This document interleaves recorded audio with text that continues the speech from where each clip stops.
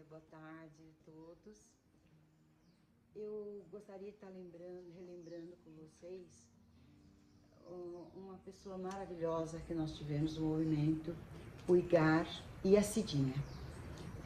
Tivemos contato muito forte com ele. O Igar foi uma pessoa importantíssima no movimento, porque ele foi logo das primeiras equipes e foi responsável do setor de Jundiaí. Em seguida já foi direto ser responsável da equipe responsável nacional, e em seguida ele foi o primeiro casal não europeu responsável pela equipe responsável internacional.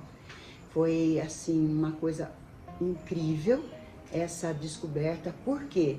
Porque o Padre Cafarel veio várias vezes aqui no Brasil, 3 vezes, e ele percebeu que o Brasil se abriu, foi o país que mais entendeu as equipes de Nossa Senhora. E isso, ele nem imaginava que esse movimento chegaria fora da Europa. E quando ele recebeu a carta do Dr. Moncal e da Dona Nancy, que queria conhecer melhor as equipes da Nossa Senhora, ele falou: meu Deus, como é possível isso fazer efeito lá, além mar, né? Então ele sempre foi muito apaixonado pelas equipes, tanto que veio aqui no Brasil 3 vezes, coisa que é difícil. E então, ele, a partir daí, toda vez o movimento tinha que ter um casal brasileiro. E o Igar abriu essa, e a Cidinha abriram isso pra gente, e de uma forma muito bonita.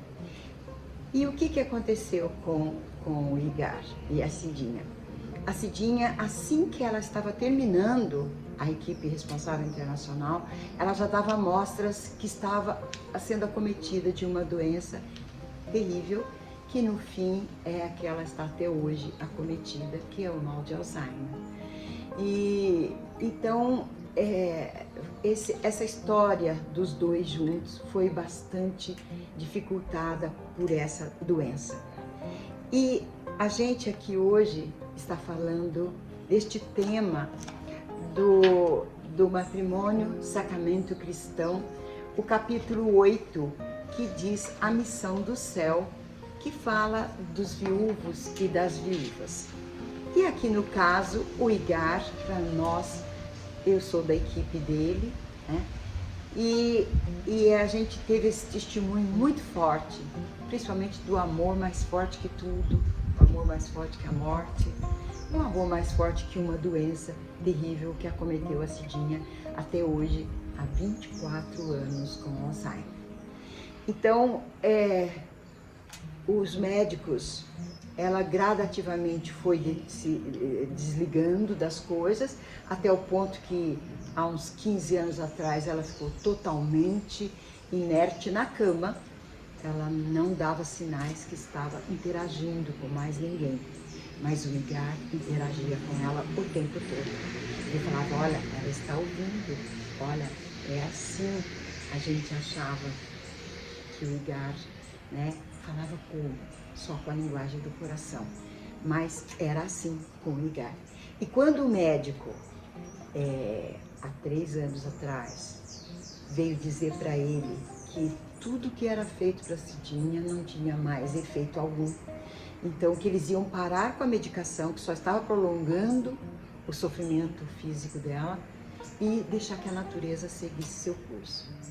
Quando eu ouvi o Igar dizer isso, eu senti, falei: meu Deus, isso não vai ser uma coisa legal, porque este amor era muito grande. E foi então que ele nos convidou, um certo tempo depois, alguns dias depois, para uma reunião festiva na casa dele. Nós fazíamos muitas reuniões na casa dele, porque ele ficava muito feliz com a nossa presença, enchia a casa, até a cuidadora da Cidinha falava: venham aqui, porque ele fica contente quando vocês estão aqui. Continuamos a fazer reunião lá, praticamente toda semana a gente fazia uma reunião de oração lá. Mas nesse dia ele nos convidou para celebrar os 60 anos de casado dos dois. Gente, vocês não têm noção do que foi aquilo. Ele celebrou esses 60 anos, primeiro com os filhos no domingo. fez a celebração, que eu não entrei em detalhes como foi. Mas a nossa foi na terça-feira, no dia da nossa reunião. Quando nós chegamos lá, a casa estava toda preparada para nós. O Igar, como arquiteto maravilhoso que ele era, ele colocou nas paredes da sala, da casa, da entrada, imagens da Cidinha, fatos importantes, mensagens. E na mesa que a gente ia fazer a reunião, que antecedia o almoço, ele colocou vários artigos, coisas que foram importantes na vida dos dois. E ele nos convidou, então, a refletirmos o que foi a Cidinha na nossa vida. E isso foi feito. E ele foi contando como eles se conheceram. Eles foram colegas de escola, estudaram juntos. Então, muito mais que 60 anos, porque eu não me lembro exatamente quantos anos antes eles do casamento. Mas eles tiveram um relacionamento muito forte durante muitos anos. E aí ele foi nos contando que eles foram se casar em Aparecida, pegaram o padre, foram de carro para Aparecida, celebraram o casamento lá com a Nossa Senhora e na volta deixaram o padre em São Paulo. Aí eles vieram celebrar o casamento deles com a família. Então já começou esse casamento dessa forma. E ele foi então contando vários detalhes desse casamento, como eles se conheceram, o que eles fizeram, e todos nós ali fomos sugando essas coisas dele. E isso foi 1h30, assim, que a gente foi convidado a relembrar a Cidinha e o amor dos dois. Aí nós fomos para o quarto da Cidinha, que há anos ela já estava na cama, inerte, ela aparentemente para nós, ela estava apagada, ela não abriu os olhos, mas ele ouvia. Então, ele ficou do lado, nós ficamos em volta da cama, a equipe preparou a celebração, belíssimo. Então, o Igar segurando na mãozinha dela, com a mãozinha na cabeça dela, olha, ela está ouvindo, olha, ela está ouvindo. A gente achava que só ele ouvia, mas era o que ele dizia. Então, foi aquela cerimônia belíssima, muito que cada um de nós contou como foi a nossa convivência com eles, com a Cidinha, e o que ela representou em nossa vida. E terminamos aquela reunião nos abraçando e todo mundo junto, segurando na mão dela, com a cuidadora dela também, que foi maravilhosa, uma bênção na vida dela. E passamos então para o almoço, que foi carinhosamente preparado por ele totalmente. Ele adorava fazer isso, e as cuidadoras também, porque diziam que a casa ganhava nova vida quando a gente participava lá. E assim foi, quando foi chegando uma certa hora, eu falei, bom, gente, vamos, né, que já são 3 horas, 4 horas da tarde. Ele falou, não, Marisa, espere um pouco, porque ainda faltou uma parte. Contar para você como foi a nossa lua de mel lá em Poços de Caldas, a sua cidade.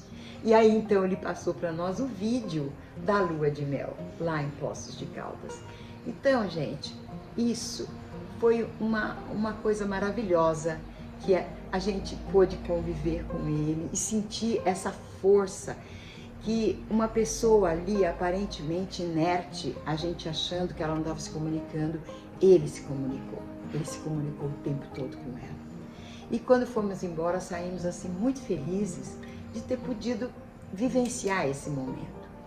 E no dia seguinte o Igar estava ótimo, os filhos ligaram, ele comentou do que aconteceu, almoçou e foi descansar após o almoço no quarto dele. E quando a cuidadora da Cidinha passou pelo quarto dele para ir para o quarto da Cidinha, ela ouviu que ele estava rezando o terço lá na cama, e rezando o terço em voz alta. E aí ela foi para o quarto da Cidinha, e dali a pouco ela escutou o seu Igar pigarreando. E aí ela foi até lá. Falou, algum problema, doutor Igar? Ele fez assim com a cabeça. Tá sentindo alguma dor, doutor Igar? Precisa de alguma coisa? E se entregou. Foi assim. Então, é difícil a gente até falar sobre isso, mas isso a gente vivenciou com ele. A gente teve essa felicidade de ver, porque é comum a gente ver uma esposa que continua cuidando do seu marido com Alzheimer. Eu tive essa vivência com um aluno meu, que a mãe teve, e o pai, logo em seguida, já foi embora, dali a 1 ano, 2 anos arranjou outra e nunca mais. Mas um homem fazer isso é mais difícil. Então, esse é um testemunho que esse tema vem bem nos contar, né? O amor mais forte que tudo. O IGAR, para nós, foi um exemplo, e isso eu gostaria de deixar para vocês. Que força que é o amor.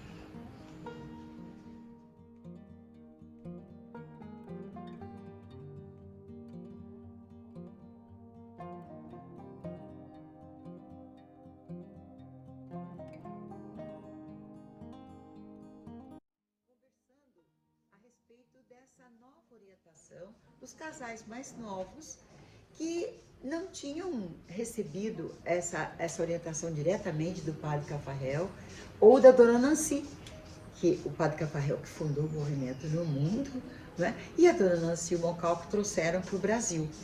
E eu fiquei muito, infelizmente, o que aconteceu que os dois, tanto o Igar veio a falecer, como o Peter Nadas, que veio no enterro do Igar, veio na missa do Igar.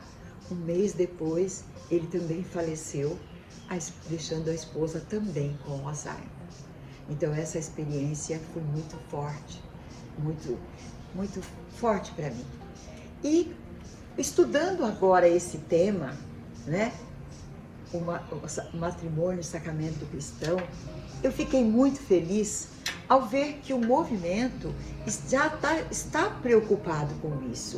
E eu queria ler para vocês o que diz aqui no capítulo 8, na página 102.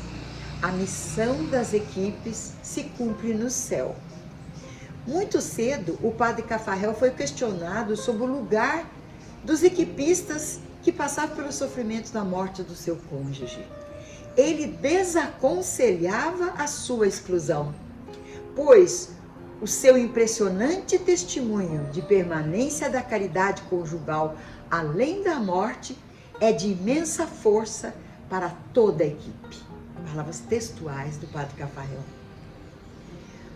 O que ele continuava dizendo? O conforto trazido por esses viúvos nas equipes torna-se fonte considerável de consolo e esperança para os casais que vivem e lutam na fidelidade no dia a dia. A morte de um cônjuge não é uma espécie de parênteses que fecha o casamento. Aquele que permanece continua o trabalho do crescimento cristão através da oração, que intercede para apressar a entrada do cônjuge lá no céu. E nós recebemos a ajuda deles no apoio da oração daquele que está perto de Deus. Então, é uma troca. E nós os ajudamos a entrar mais rápido no céu e eles nos ajudam a viver essa vida. Mas isso é muito forte. Olha o que o padre Cafarel coloca aqui. Assim se explica o compromisso missionário do padre Cafarel com a viuvez consagrada. Palavras textuais do padre Cafarel. Sim, a viuvez consagrada é de fato a realização e a perfeição do sacramento do matrimônio. O sacramento que não esgotou suas virtudes de graça pela morte do cônjuge produzirá frutos abundantes de santidades ao viúvo e consagrado e dá pleno crédito ao seu valor santificante. Então, isso foi a minha experiência de viúva, que eu fico feliz de ver aqui. Por que eu, viúva, ou as minhas irmãs viúvas, que conviveram tão bem nas equipes Nossa Senhora? Porque nós tivemos o apoio dos nossos irmãos. Nós já tínhamos essa amizade. Seria muito triste, além de perder o cônjuge, perder o apoio desses irmãos em Cristo. E isso é muito forte para nós. Então, eu quero deixar aqui com vocês esse testemunho de que a viuvez não é ficar sozinha. Nós temos essa força do nosso cônjuge. Eu convivo com meu marido diariamente, oro com ele todas as noites. Quando eu tenho dificuldade, converso com ele. Me lembro muito da Eliana falando que no momento da dificuldade ela ia para o quarto e se fechava e ela ouvia a voz dele e sabia o que ia dizer. Então eu sou agradecida a Deus por ter essa oportunidade e peço a Deus que o movimento seja iluminado, que vocês todos tenham essa consciência. Por que eu não precisei sair do movimento e procurar um outro marido? Porque eu tenho a companhia dos meus... a gente tem necessidade de convivência. Essa convivência fraterna, amorosa, querida, que existe entre nós, só é possível no movimento. Aonde você vai ter outra convivência que não seja mal interpretada? Né? Uma mulher sozinha, né, abraçando um homem, né, que é seu amigo, fala, nossa, o que ela está querendo? É muito mal interpretado, mas no movimento não. Então a gente se abraça, a gente se convive, a gente continua a amizade e isso nos dá condições. Quando a minha equipe, nós todas estávamos nessa situação, a morte da Arlete me deixou viúva sozinha. Eu pedi para uma equipe para entrar numa outra equipe, que é a equipe que me acolheu com o maior carinho e que eu estou até hoje, que é a equipe que estava o Igar. E esses irmãos que nós trabalhamos, nós já tínhamos uma vida de convivência juntos, porque no movimento aqui em Jundiaí, nós se unimos o tempo todo para fundar as outras equipes, para pilotar as outras equipes, para levar esse movimento avante para o Brasil. Tinha anos que nós íamos em 5 EACRES participando junto com essas equipes, com esses casais que hoje são meus irmãos de equipe também. Então, isso é uma força muito forte que não pode terminar. Então eu deixo aqui um apelo para vocês, vamos lutar para que isso seja realidade, que esse sonho do Padre Cafarel, que eu ouvi diretamente dele, e que eu vi a Dona Nancy durante 27 anos vivendo esse movimento, e essa proposta do Padre Cafarel, que o Brasil que entendeu tão bem o movimento, que ajude os outros a entender que a viuvez não é uma lepra que você tem que se livrar, que é uma bênção que pode ser bem aproveitada. E muitos outros testemunhos ainda, eu acredito que serão possíveis pelos frutos deste documento que nós estamos estudando. E que Deus nos ajude a entender essa missão. Isso é o meu voto. Vamos abrir o nosso coração, vamos abrir para estudarmos o que nós podemos fazer para ajudar essas pessoas. Se a gente continua bem, é porque nós temos amigos maravilhosos que nos entendem, que nos conhecem e que nos dão essa força e que a gente pode continuar convivendo.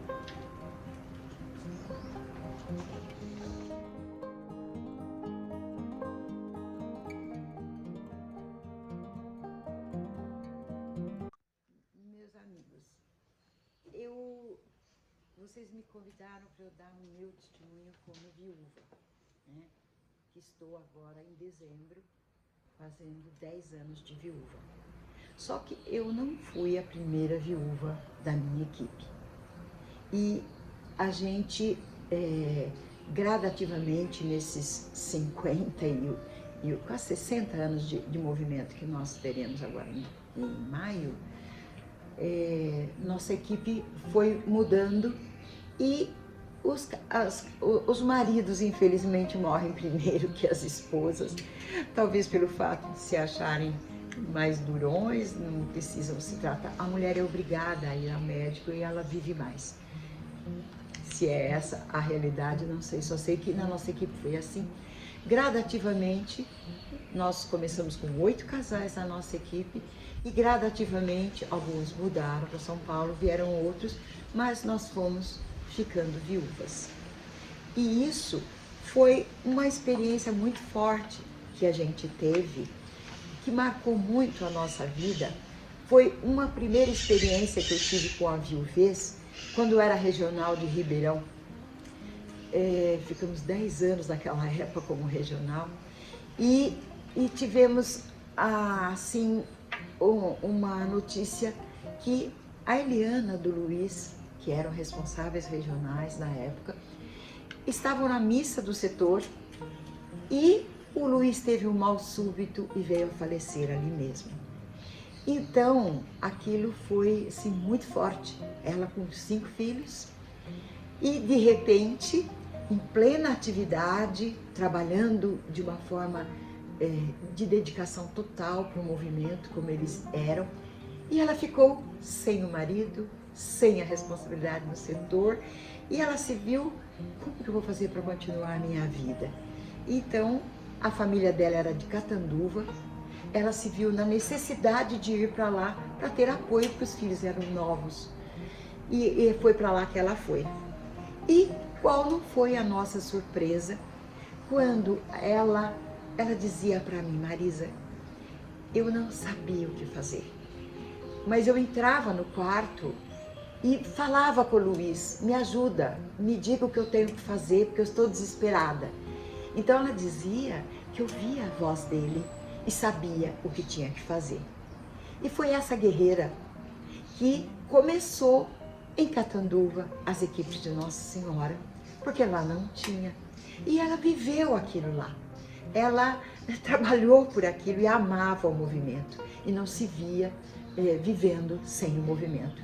Então ela pilotou a primeira, a segunda, a terceira, a quarta e a quinta equipe em Catanduva.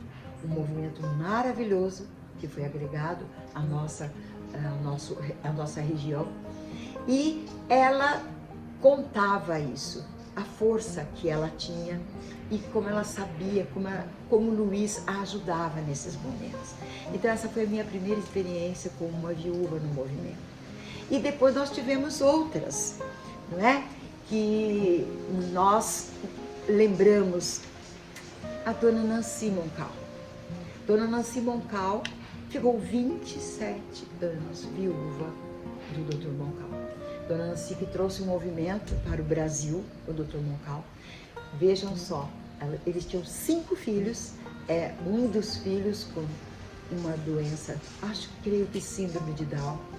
Veja a dificuldade deles, e eles, com toda a dificuldade, Dr. Moncal que traduzia todos os documentos que vinham da França, do francês, e que se comunicava diretamente com o padre Cafarel. Então, eles foram, assim, a razão do padre Cafarel ter, assim, dizer que o Brasil foi um dos países que melhor entendeu as equipes de Nossa Senhora. E ele nos dizia que ele preferia que tivessem 20 equipes boas do que 200 equipes, mais ou menos, porque o movimento no Brasil começou a crescer demais e ele nos dava toda a orientação de como fazer para as equipes não perderem o seu significado. E isso foi muito forte. E após a morte do Dr. Moncal, Dona Nancy continuou da mesma forma, continuou na equipe dela, continuou trabalhando pelo movimento, teve um trabalho incrível, organizando todas as reflexões do Dr. Moncal, que ele escrevia tudo e deixou livros publicados, acho que foram vários livros, e esse contato conosco na equipe da ECIR, né, de coordenação interregional, e o trabalho dela pelo Brasil inteiro. Então foram 27 anos de viúva, mas de uma viuvez maravilhosa e profícua. E isso eu digo para vocês porque eu tenho visto, quando eu fiquei viúva, eu não fui a primeira viúva da minha equipe. Nós já tínhamos 3 viúvas da nossa equipe e nós nunca saímos da equipe. Continuamos porque já era demais perder o nosso cônjuge, mas perder os irmãos da equipe, para nós, significaria muito pior. Então, nós continuamos vivas e ativas no movimento da mesma forma, porque foi a vocação que nós recebemos. E trabalhamos a vida inteira para desenvolver, para que esse movimento chegasse a outros. Então, Jundiaí foi um movimento assim excepcional, que ganhou essa força do Padre Cafarel, ganhou a força do movimento internacional, porque eles perceberam que a gente entendeu o movimento como ele devia ser e a gente foi desenvolvendo isso. E então, quando eu me vi viúva, e nossa equipe, quase todas nós, chegou um momento que nós todas éramos viúvas e só tinha um casal, que era a Arlete e o Milton, que eram um casal. Então, nós éramos, por exemplo, 2 viúvas eram responsáveis de equipe naquele ano. E nós íamos para o IACRE e aí começamos a ver a discriminação. Não, olha, não digam para eles que vocês são responsáveis de equipe, porque isso é um movimento de casais, não fica bem uma viúva. E eu falei, meu Deus do céu, eu perdi toda a minha capacidade, todo o meu amor, toda a minha preparação para o movimento das equipes, porque eu fiquei viúva, mas o meu marido não está morto. Eu me comunico com ele. Ele está... Então, é isso que eu achei incrível, esse tema que nós estamos estudando agora e que é a missão do céu, capítulo 8, não é? O amor mais forte que a morte. Eu já tinha falado isso com o Igar, já tinha falado isso com o Peter Nadas.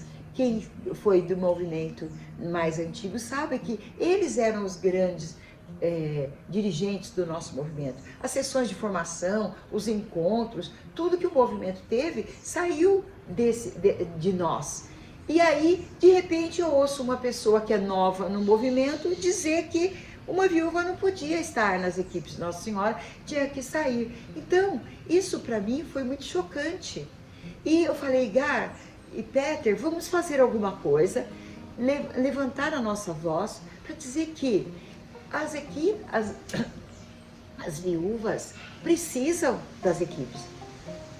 Eu não preciso sair da equipe para sentir a força. Por quê? Porque a minha equipe me ajuda. A minha equipe continua a caminhar. E isso, a gente teve essa experiência.